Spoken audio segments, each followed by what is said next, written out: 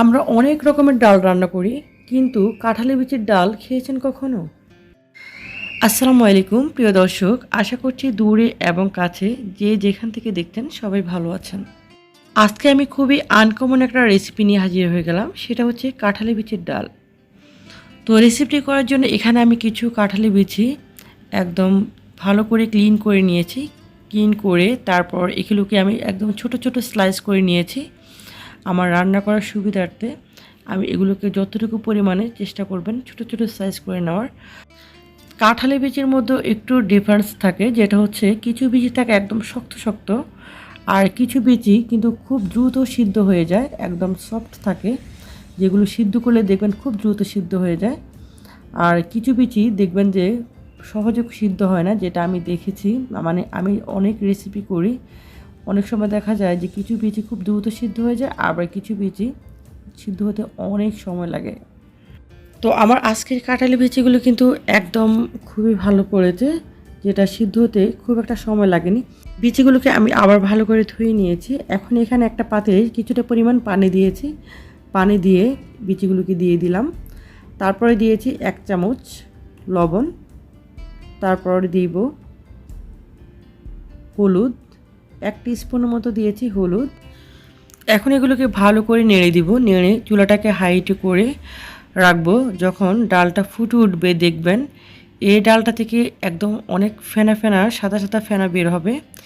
এই ফেনাগুলোকে অবশ্যই ফেলে দিবেন। ফেনাগুলো ফেলে দিলে আপনার এই ডালের কালারটা অনেক সুন্দর হবে। শুধু এই ডালের ক্ষেত্রে না, আপনার যখন মসুর ডালটা রান্না করবেন তখনই কী করবেন, উপরে যে ফেনাগুলো এই ফেনাগুলো ফেলে দিবেন। যদি আপনি ডালের কালারটা সুন্দর করতে চান তাহলে অবশ্যই এই ফেনাগুলোকে ফেলে দিবেন। এখন এখানে ফেনাগুলো ফেলে দিয়ে তারপর আমি এটাকে চুলাটাকে মিডিয়ামে রেখে তারপর এটাকে ঢাকনা দিয়ে রাখবো। তারপর এখানে দেখুন পানিটা অনেকটা কমে গিয়েছে, আর আমার বিচিগুলো কিন্তু একদম সফট হয়ে গিয়েছে।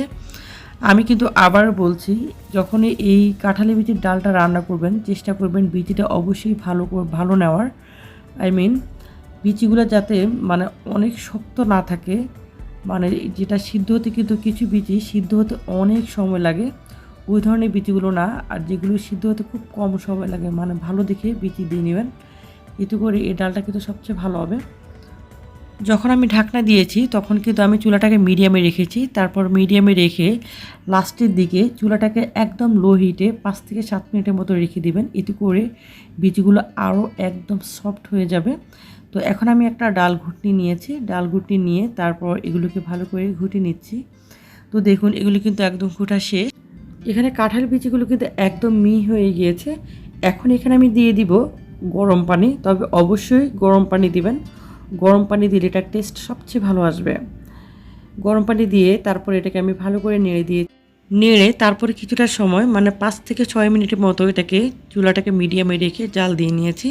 কালারটা সুন্দর রেখে কাঁঠালি বিচির ডালটা কীভাবে একদম পারফেক্টলি বানাবেন সেটার একদম খুঁটিনাটি আমি আজকে বলে দিচ্ছি। তারপর ডালটাকে জাল দিয়ে তারপর এখানে আমি দিয়ে দিয়েছি ধনেপাতা কুচি। ধনেপাতা কুচিটা একদম বেশি পরিমাণে দিবেন, এতে করে এই ডালটা খেতে বেশি ভালো লাগবে। ধনেপাতা কুচি দিয়ে এটাকে আবার একটু নেড়ে দিবেন। তো এই ডালটা আসলে আমি ফার্স্ট টাইম রান্না করলাম, যে চিন্তা করলাম যে কেমন না কেমন হয়। বাসায় রান্না করেছি, যে সবাই খুবই প্রশংসা করেছে, এত সুন্দর হয়েছে আর এত মজা হয়েছে যে কি বলবো। এটা কিন্তু আমার বাচ্চারাও কিন্তু খেয়েছে, যে ওরা কিন্তু খুবই মজা পেয়েছে। দেখলাম যে যখন খাওয়ালাম তখনই বুঝলাম।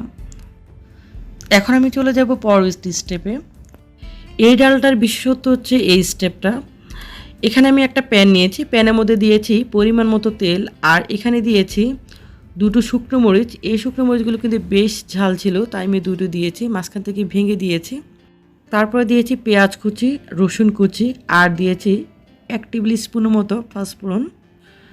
এই পাঁচফোড়নটা দেওয়ার কারণে এত সুন্দর একটা ফ্লেভার আসে এই ডালটা থেকে, আর খেতে যে কি মজা হয় জাস্ট একবার বাসায় যখন ট্রাই করবেন তখনই বুঝতে পারবেন।